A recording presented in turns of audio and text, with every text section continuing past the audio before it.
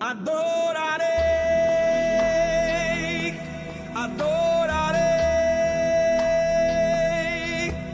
pois o véu está rasgado e eu posso entrar. Adorarei, adorarei, adorarei. Não me interrompa, quero adorar.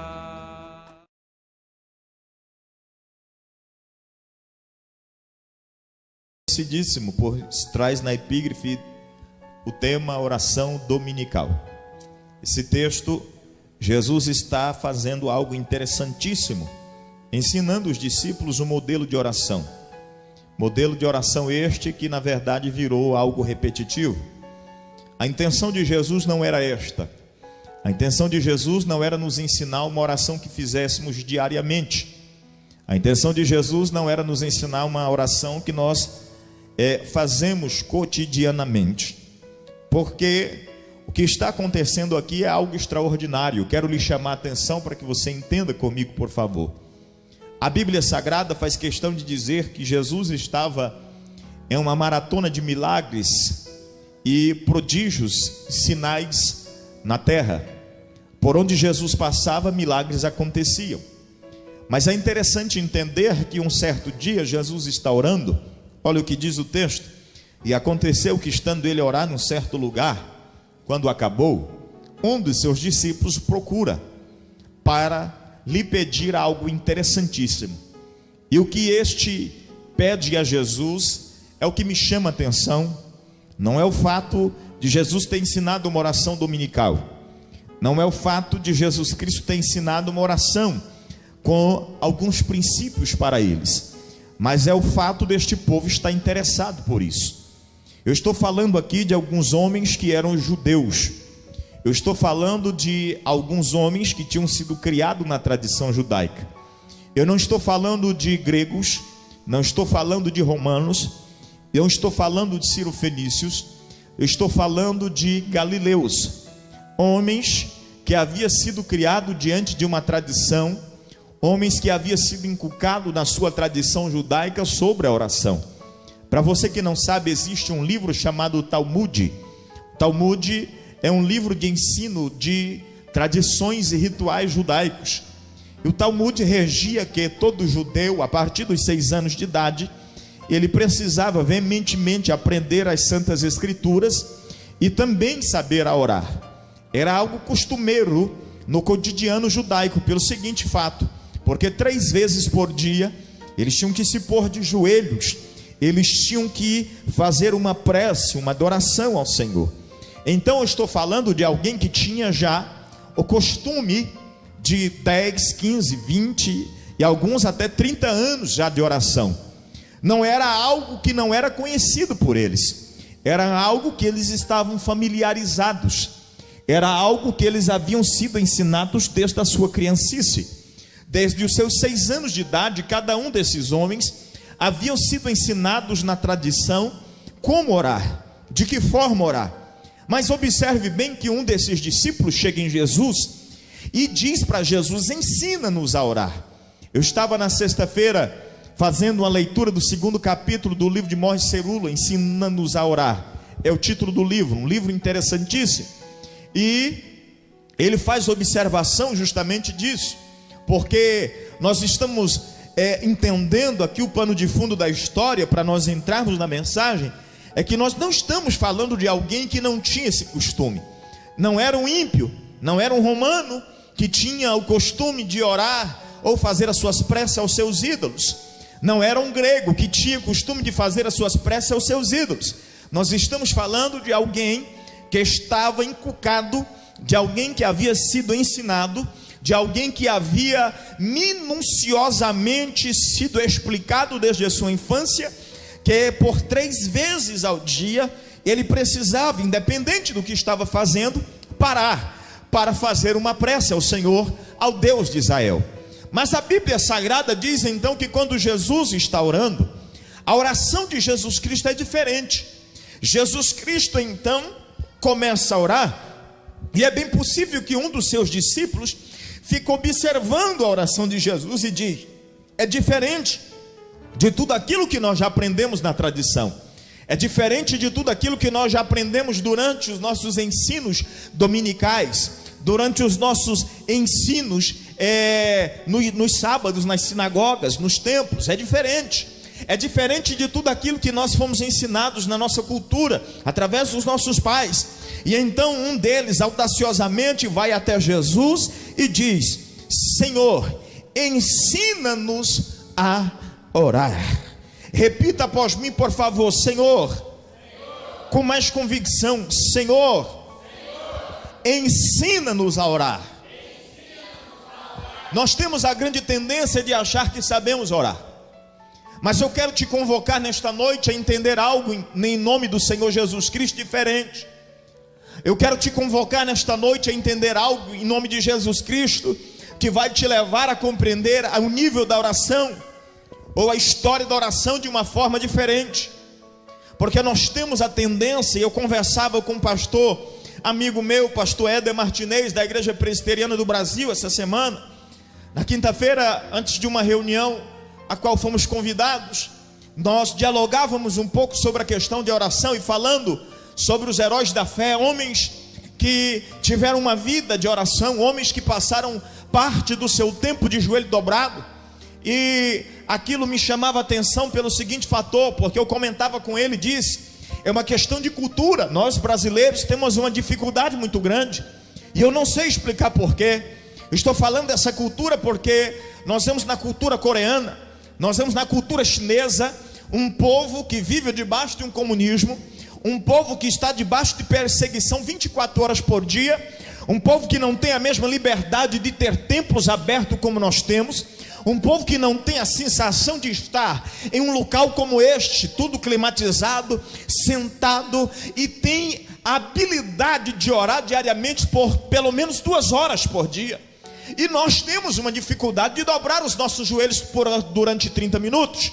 E quando assim fazemos, parece que estamos mortos, parece que estamos entrando no nível de mortandade, porque dobramos os nossos joelhos por 30 minutos e nesse período nós dormimos. Nesse período de 30 minutos nós não temos palavras para falar com Deus. Nesse período de 30 minutos nós não conseguimos derrubar uma lágrima. Olhe para mim, por favor, porque eu não consigo, irmão, orar durante 30 minutos. Se for para mim fazer isso, eu me levanto e vou embora, porque eu estou perdendo tempo. Mas nós brasileiros temos essa tendência natural. E olhe bem o que o escritor aos Hebreus diz: chegai diante do trono da graça, pois com confiança, para que encontrem tempo oportuno da parte do Senhor. Olhe para mim para você entender. Às vezes nós chegamos na presença de Deus tão desmotivados, estamos diante da presença de Deus sem ter a mínima noção das palavras que nós estamos expressando, pelo simples fato de que nós aprendemos que devemos orar por alguma coisa. Olhe para mim em nome de Jesus Cristo. Esta oração de Jesus era diferente. Essa oração de Jesus não era simplesmente uma série de repetições de palavra. Essa oração de Jesus não era uma série de repetições matinais que ele fazia ou diárias. Esta oração de Jesus era tão diferente que chama a atenção de um homem que era religioso, de alguém que tinha sido criado em uma tradição de oração, a ponto de dizer: Senhor, o que ele está dizendo é assim: o que eu aprendi durante toda a minha vida, o que foi me inculcado desde a minha infância, o que foi me inculcado desde a minha meninice pelos meus pais, o que eu aprendi na sinagoga ou nos templos, é diferente do que o Senhor está fazendo, e eu quero aprender essa diferença. Olhe para quem está do seu lado, por favor, em nome de Jesus Cristo, mas com ousadia, porque se você gostar não tem problema, eu vou pregar do mesmo jeito. Olhe para quem está perto de você e diga assim: nós precisamos, com convicção, irmão, nós precisamos aprender a orar. Eu vou fazer uma pergunta, e por favor, não me tenham por ignorante. Quantos têm convicção que durante toda a semana, olha para mim, eu disse para vocês que os coreanos têm costume de orar 2 horas por dia antes de ir para o trabalho. Já disse isso aqui? Amém? Os chineses oram durante 4 horas diariamente. Agora eu vou fazer uma pergunta que é vergonhosa para nós, mas eu acredito que nós vamos ser surpreendidos ainda. Olhe bem, quantos durante toda essa semana, durante toda, de segunda até hoje, domingo, oraram durante 2 horas, durante a semana inteira? Levante a mão, por favor. Sangue de Jesus tem poder. Eu vou perguntar de novo, eu não sei se você entendeu, só tem uma pessoa. Eu acho que a pergunta não foi lógica. Quantos durante toda a semana, de segunda a domingo, oraram 2 horas durante a semana inteira? Pastor, orei 10 minutos na segunda, mais 30 na... Quantos? 1, 2... Não vou contar porque vai ser vergonhoso nós contarmos a quantia de pessoas que oraram durante essa semana em face do número de pessoas que nós temos aqui. E aí nós queremos que 2017 seja ano dos... Nós queremos que 2017 seja ano dos... Repita após mim, por favor. Senhor, nos ensina a orar. De que forma nós estamos tendo um relacionamento com Deus? Qual é o nosso nível de comunicação com o Senhor? Eu brinquei na semana passada, eu disse, irmão, sexta-feira, oração com o Ministério Feminino, as irmãs falaram, pastor, tem um bazar. Eu disse, não tem problema, os homens oram, porque senão vai chegar um tempo que nós não temos oração nenhuma mais, porque nós vamos ter tantas desculpas, nós vamos ter tantos argumentos, que nós não vamos orar mais. Nós vamos ter tantos argumentos, que nós não vamos conseguir mais ter um momento de oração na igreja. Está ficando escasso, mas ao mesmo tempo está ficando vergonhoso. Porque eu quero ler uma frase para você, de um homem que fez uma grande diferença na história, Herbert Arquetor. Ele disse a seguinte frase: tudo que Deus é, olhe bem, eu vou repetir, tudo que Deus é e tudo que Deus tem está à disposição da oração. Eu vou repetir a frase desse homem: tudo que Deus é e tudo que Deus tem está à disposição da oração. O teu ministério está à disposição da oração. O segredo de Deus te usar na palavra está no poder da oração. O segredo de Deus te usar na ministração do louvor está no poder da oração.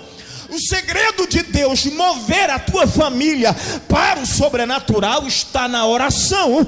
O segredo de Deus mover o teu casamento para o extraordinário está na oração. O segredo de Deus operar milagres no ano de 2017 está na oração. E se nós não mudarmos a nossa concepção sobre joelhos dobrados, nós não viveremos a promessa de Deus nesse ano de 2017. Perdoe, mas eu vou ter que desabafar isso aqui, irmão. Há desculpas de tudo quanto é tipo. Eu não tenho tempo, estou cansado do trabalho, eu não consigo ficar de joelho, eu não consigo falar durante 30 minutos. Há desculpas de tudo quanto é tipo. O pastor é louco de fazer uma oração meia-noite, eu quero é descansar, mas nós ficamos até meia-noite na frente da televisão assistindo novela e filme. Olhe para mim, por favor, que eu estou indignado.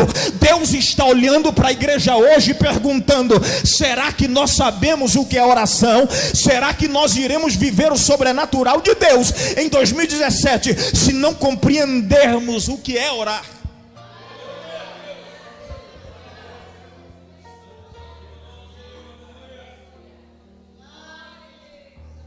Aramando Kasubena na Manarash. Onavu foi andar basura mene que andaraia. Xeremanda basubere mandou que andabai. Onamasorebere andarabashuriando ramanaia. Eu estava conversando com alguém ontem e durante a conversa eu recebi um pedido de oração pelo Facebook. Eu recebo em torno de 15 a 20 pedidos de oração por dia pelo site da igreja. Nós temos um link que chama pedido de oração. Recebo em torno de 15 a 20 orações diárias, pedido de oração.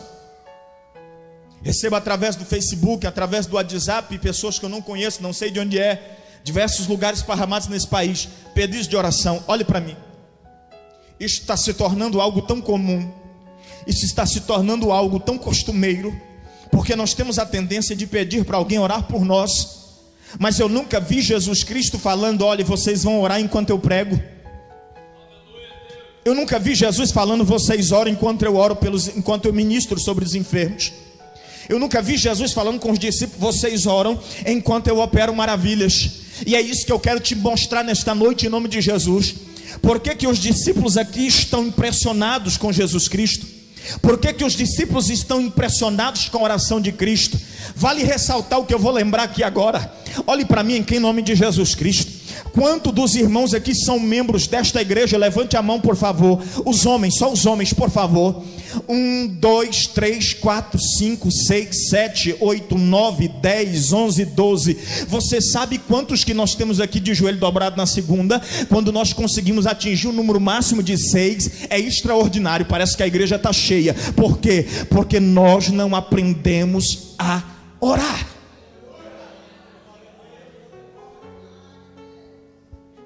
Eu estou numa luta constante durante 7 anos, irmão. Estou numa luta diária durante 7 anos, porque durante 7 anos eu tenho brigado, batido, pregado, confrontado pelas mesmas coisas. Isso tem me incomodado nesses últimos dias. Isso tem tirado a minha paz nesses últimos dias. Isso tem tirado a minha capacidade de aguardar, porque eu estou olhando para a situação e estou dizendo: Deus, quando? Quando é que vai mudar a ideia? Quando a ideologia vai ser mudada? Quando nós vamos começar a compreender a necessidade que a igreja tem de viver paramentada na palavra, orientada pela palavra? Quando nós vamos ter condições de olhar para a palavra e dizer: nós somos uma igreja firmada na palavra? Quando? Esta é a minha pergunta. Esta é a pergunta que me incomoda. Quando nós vamos olhar para a palavra e dizer: temos uma igreja pautada na palavra? Eu brigava com os meus obreiros aqui na reunião passada, na reunião ministerial. Reunião não se expressa, mas deixa eu te falar o que eu falei para eles aqui. Falei que já está na hora de nós pararmos de mimimi. Está na hora de nós começarmos a investir no nosso ministério.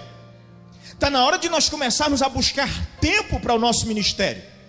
Um dia, quando Pedro olha para a situação da igreja, Pedro olhou e disse assim: gente, está tudo errado, porque nós estamos muito presos com um monte de coisa e não conseguimos fazer o essencial.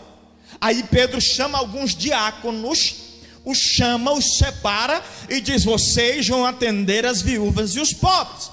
E nós, capítulo 6 de Atos, permaneceremos no ministério da oração e da palavra. Sabe por que Pedro estava dizendo isso? Pedro estava dizendo: o segredo para o sucesso ministerial é na oração e na palavra. Agora eu vou lhe mostrar pela palavra de Deus que Jesus nunca fez nada, porque nós olhamos e Jesus era extraordinário. Olhe para mim que eu vou te dar uma informação, irmão. Jesus era homem, carne, igual eu e você, cheio de defeitos e problemas. Pastor, não é. Olhe para a Bíblia e leia, por favor. Jesus Cristo era um homem cheio de defeitos, e a maior prova que ele deu para nós é que ele era ser humano como eu e você, quando ele disse a célebre frase: ninguém sabe o dia nem a hora, nem os anjos do céu e nem o filho do homem. Sabe o que ele estava dizendo? Ele estava dizendo que ele era carne como eu e você, estava limitado como eu e você, pensava como eu e você. Mas a minha pergunta que surgiu foi: como Jesus realizava coisas tão extraordinárias? Olhe para quem está do teu lado e diga assim: você pode realizar coisas extraordinárias como Jesus realizou. Não posso, pastor, pode? Olhe para ele e para ela, diga: pode? Mas quer ver o segredo de Jesus? Evangelho segundo escreveu Marcos capítulo 1, por favor. Vamos ler Bíblia, eu tenho alguns minutos ainda. Evangelho segundo escreveu Marcos capítulo 1, versículo 35. Posso ler? E levantando-se de manhã muito cedo, estando ainda escuro, saiu e foi para um lugar deserto, e ali ficou descansando. Como é que é? Levantando muito. Vou repetir. Levantando-se de manhã muito cedo, estando ainda escuro, ainda não tinha saído a luz do dia, saiu e foi para um lugar deserto. E ali?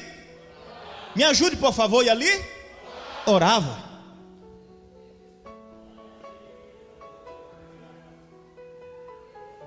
Fizemos o relógio da oração ontem. E pense na dificuldade que nós temos, porque eu tenho observado que são sempre as mesmas pessoas. Oramos ontem das 6 da manhã até o meio-dia aqui.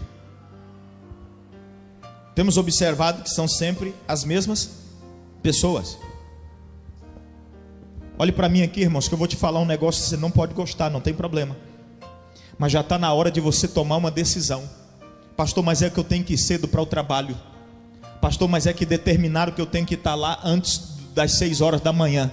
Comece a tomar uma decisão no seu ministério e na sua vida a partir de hoje, se você quiser sair do teu lugar. Comece a viver algo sobrenatural de Deus agora. Se você quiser viver algo diferente em 2017, tome uma postura a partir de agora e diz: Senhor, eu vou tomar uma decisão na minha vida. Senhor, antes de ir para o trabalho eu vou passar na igreja para orar. Senhor, eu posso ir cansado no outro dia para trabalhar, mas no clamor da meia-noite eu vou estar. Já está na hora de nós tomarmos uma decisão e pararmos de desculpa em nome do Senhor Jesus Cristo, se nós quisermos viver algo diferente, porque senão você vai pegar o microfone para pregar e não vai sair nada. Tu vai pregar o microfone para cantar e não vai acontecer nada.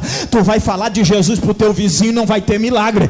Tu vai falar de Jesus Cristo para alguém que te ouve da tua família e ninguém vai olhar para você e dizer: realmente ele fala com ousadia. Eu estou ensinando isso aqui faz tempo, meu irmão. Poder é algo que te dá, autoridade é algo que você conquista. Ou você toma uma decisão de conquistar a autoridade espiritual através do poder da oração, para Deus realizar no teu ministério aquilo que ele realizou no seu, ou então nós ficaremos parados na mesmice de sempre.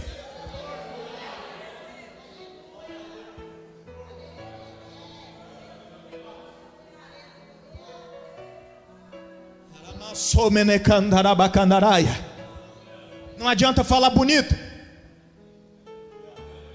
não adianta escrever textos extraordinários no Facebook, não adianta ir para as redes sociais e se expressar como se fosse um doutor. Não adianta vir na frente, pegar o microfone e dar o testemunho mais lindo. Não adianta vir aqui cantar e explodir com a sua voz. O que vai fazer a diferença na sua vida é a vida de oração que você tem com Deus. Jesus vai começar o seu ministério, Marcos capítulo 1, versículo 35. Jesus ainda não tinha começado o ministério dele. Jesus sai no capítulo 1, versículo 35 de madrugada, antes do sol sair. Ainda estava escuro, diz a Bíblia. E a Bíblia diz que quando ele saiu, ele foi para e ali ele orava. Quer ver agora? Lucas capítulo 4, versículo de número 14, por favor. Vamos lá. Eu estou pregando Bíblia hoje, irmão. Vamos lá. Lucas capítulo 4, versículo de número 14. Se você tem Bíblia, não deixa ela fechada, porque se eu ver eu vou chamar teu nome. Vamos lá, 4 e 11. 14, melhor dizendo. Olhe bem. Então, posso ler?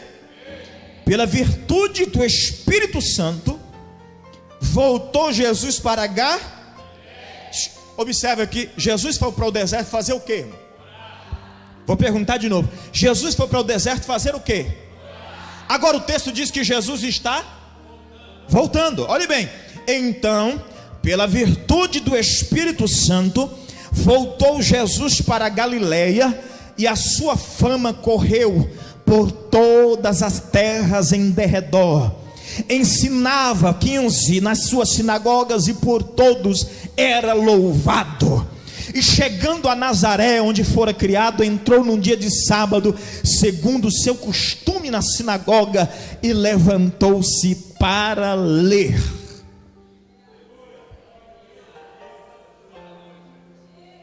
Jesus foi para o deserto antes de começar o seu.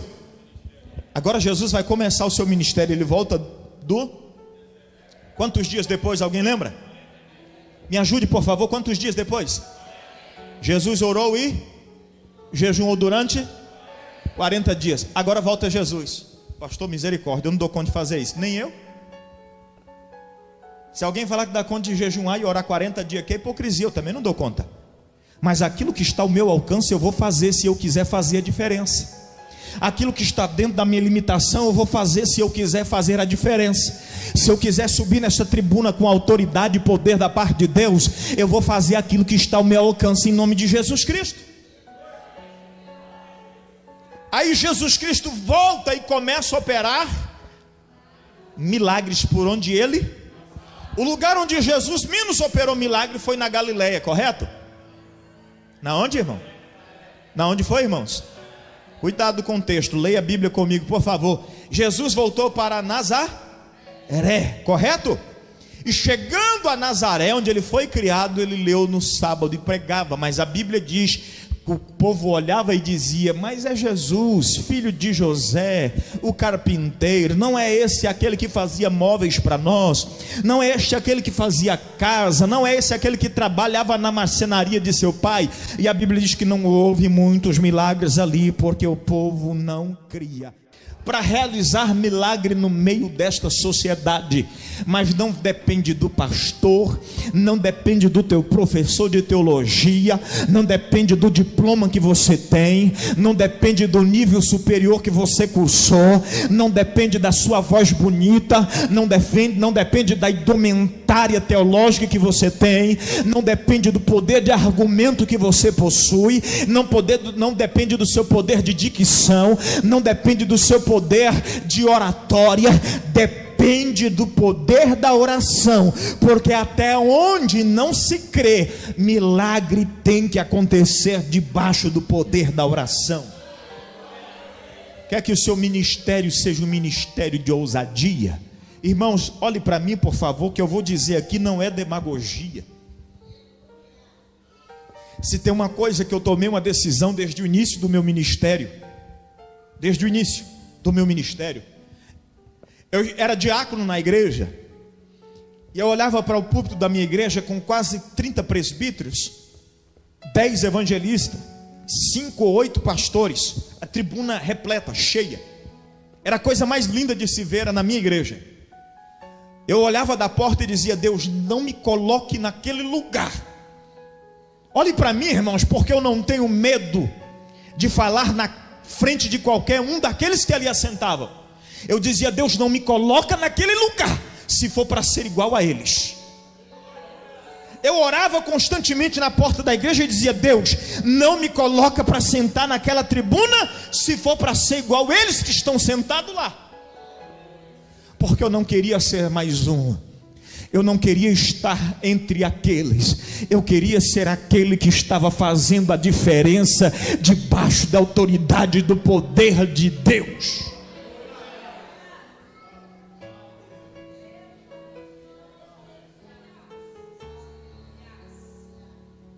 Eu era diácono da igreja e um certo dia, o meu pastor avisou para mim, 10 minutos antes da mensagem que eu iria pregar, num culto de Santa Ceia, com a igreja quase 400 membros assentados e fora os que estavam em pé. O pastor me avisou 10 minutos antes da mensagem. Ele disse: vai cantar fulano, Beltrano, e depois o diácono, o Anderson, vai pregar. Olhe para mim. Eu disse: Deus, me honra.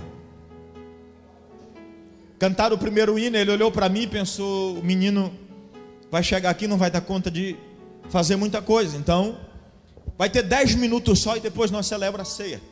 Eu disse: ótimo, 10 minutos eu consigo preencher o tempo, né? Não é possível, nem que seja chorando, mas eu vou conseguir preencher esse tempo de 10 minutos. Se eu falar 5, o resto eu gemo, a igreja começa a chorar comigo e nós vamos embora nos 10 minutos. Subi na tribuna e preguei 7 minutos. Pastor, por que o senhor não tinha palavra? Não, porque Deus já tinha tomado a igreja com uma glória tão extraordinária que não teve continuidade, ou não deu para chegar aos 10 minutos da mensagem. Virei para o pastor e disse: pastor, estou dentro do meu tempo, Deus abençoe pela oportunidade. O pastor ficou mais 15 tentando fazer a igreja se assentar. Olha aqui para mim. Pastor, o senhor era bom? Não, eu era péssimo. Pastor, o senhor era um grande pregador? Estava começando o meu ministério. Pastor, o que era? Eu não estou falando isso por demagogia. Era o poder da oração agindo no meio da igreja. Era o poder dos joelhos dobrado agindo no meio da igreja. Porque justamente naquele ano Deus havia me chamado para um propósito de oração das 3 às 5 da manhã, de segunda a sábado. Olhe para mim. Deus me chamou em particular e disse: filho, eu quero você de joelho dobrado. De segunda a sábado eu orava das 3 às 5 da manhã. Às 5 horas da manhã chegava uma equipe de obreiros de 3. Eu disse que tinha 40 e poucos em cima do púlpito. Chegava uma equipe de 3 às 5 da manhã para orar das 5 às 6. E eu continuava de joelho dobrado com eles. Durante 3 horas eu dobrava o meu joelho todo dia. E naquele dia Deus estava dizendo: filho, eu vou te dar uma amostra do que é o poder da oração. Olhe para mim para você entender nesta noite, meu irmão. Deus não está confiando na nossa capacidade. Deus não está confiando na capacidade intelectual que nós temos. Deus não está confiando na capacidade de conhecimento que nós temos.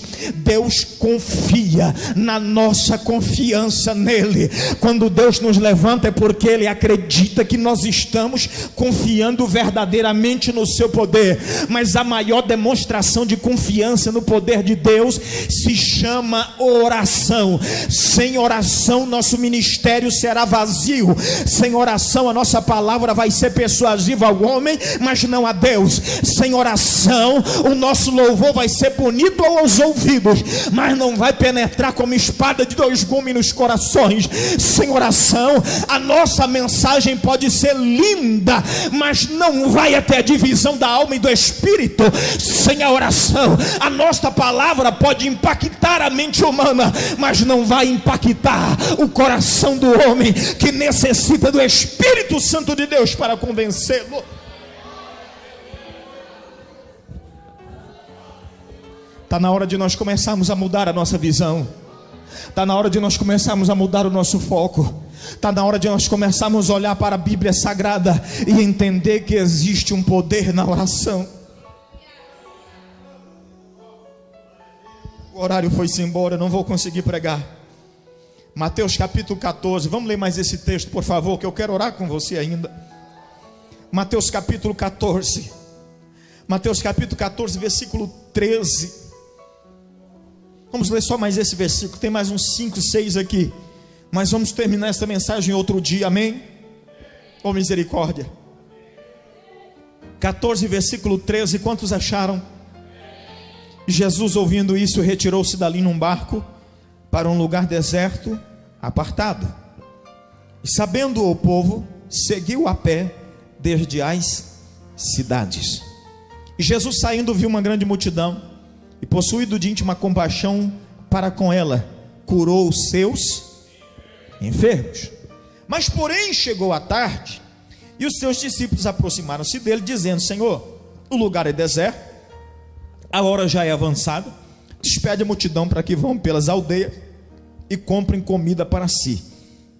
Jesus, porém, lhes disse: não é mister que vão, dai vós de comer. Então eles lhe disseram: não temos aqui senão 5 pães e 2 peixes. E ele disse: trazei-me aqui.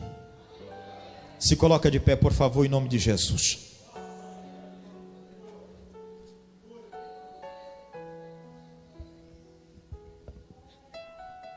Jesus foi para o deserto descansar porque estava estressado. Jesus foi para o deserto descansar porque já tinha curado muita gente, ele precisava tirar uma folga. Não? Jesus foi para o deserto fazer o quê? Mas a multidão descobriu que Jesus estava lá orando. E a multidão sabia que quando Jesus orava, Sobrenatural tinha que ir.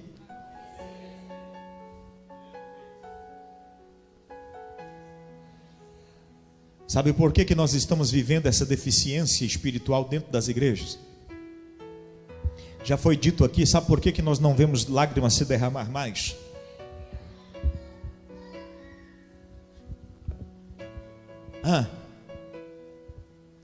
Eu sou tido no meio da minha família como insentimental, não tenho sentimento, porque eu sou muito duro mesmo, tenho dificuldade de chorar, Maria, não sou muito fácil de, não sou tido no meio da minha família assim, muito durão, muito, não choro mesmo por qualquer coisa, isso faz parte da minha natureza, também não vou brigar contra isso, mas eu não consigo entrar num culto, Henrique, e sair sem derramar uma lágrima. Eu não consigo dobrar o meu joelho e orar até o final e não ter derramado pelo menos algumas gotas de lágrima no banco que eu oro. Não consigo.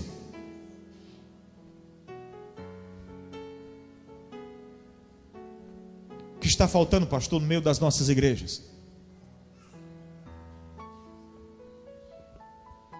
Nos dispormos para orar. Precisamos nos dispor para orar.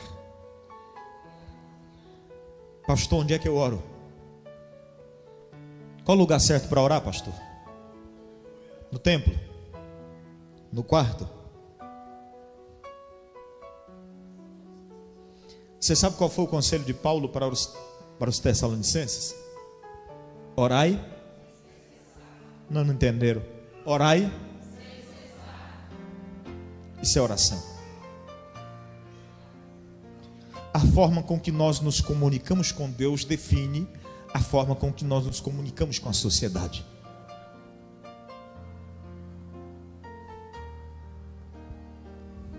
Quando Satanás toma a decisão de atacar Jó, não era porque a riqueza de Jó incomodava Satanás. Nunca foi.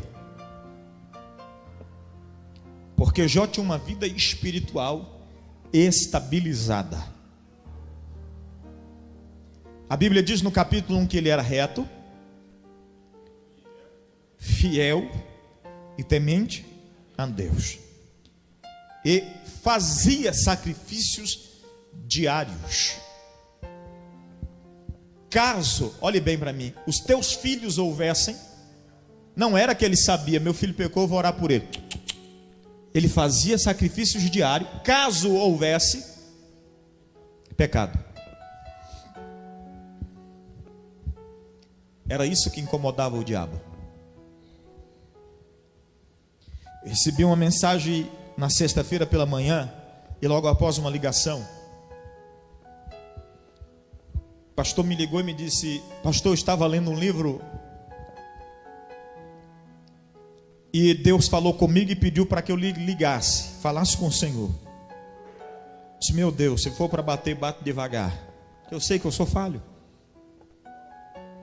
Ele disse assim: o Senhor manda lhe dizer, não te preocupe se o seu nome é conhecido ou não pelos homens, porque o inferno te conhece.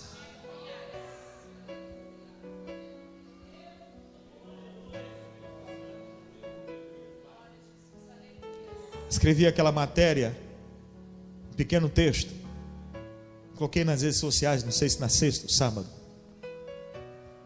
Olhe para mim aqui. Atos capítulo 19, a Bíblia Sagrada diz que Paulo e Silas está entrando em uma cidade para pregar. E ele vai para a oração e uma mulher vai atrás dele gritando, dizendo: é homem de Deus, é profeta. E ele diz: sai, Satanás. E a sua fama esparrama. E alguns começaram a imitar o ministério de Paulo.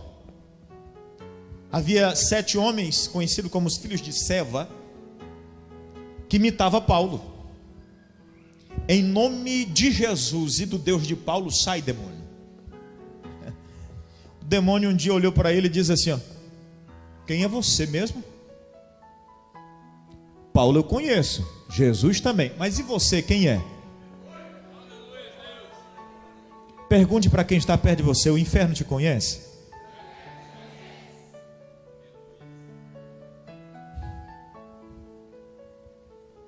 Pastor, o inferno nos conhece porque pregamos bonito, porque cantamos extraordinariamente, porque temos influência social.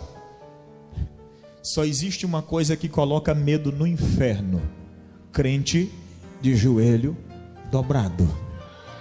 Só existe uma coisa que faz o inferno temer: crente de joelho dobrado. Só existe uma coisa que faz Satanás ter que bater em retirada: crente de joelho dobrado.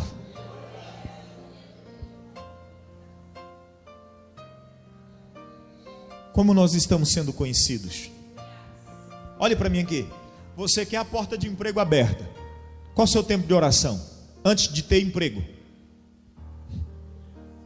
Não, eu vou perguntar de novo, que talvez você não entendeu. Olha aqui, você quer ter a porta de emprego aberta, mas qual é o teu tempo de oração antes de ter emprego? Se for pouco, depois que você arrumar o emprego vai ser 0, porque aí você vai ter a desculpa do emprego. Qual o teu tempo de oração quando o teu casamento está indo de mal a pior? Nenhum. Depois que o teu casamento estiver indo de vento em polpa, vai piorar.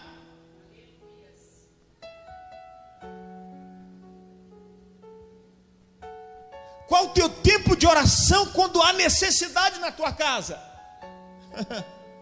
É pouco? Quando tiver com a despensa cheia, vai ser pior.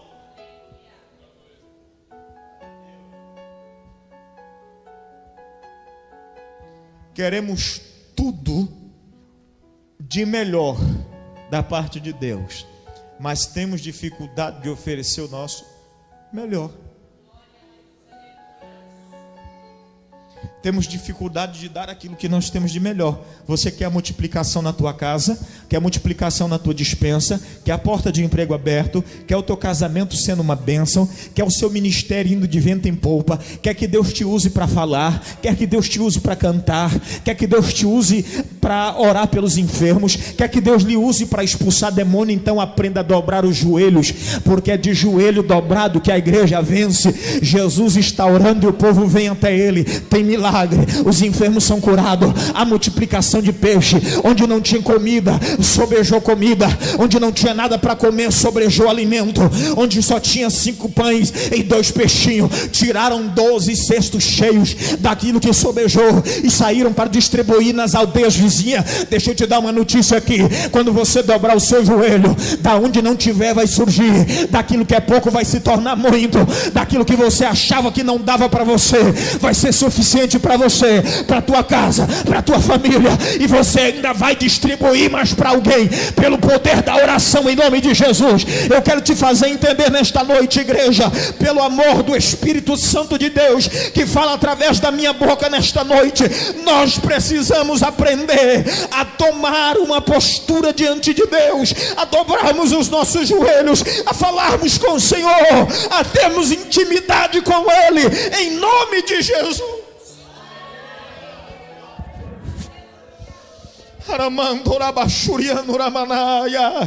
Eu não quero, eu estou dizendo para Deus que eu não quero uma igreja que viva na mesmice. Vamos orar e já sai pulando gente igual pipoca e rodando igual avião.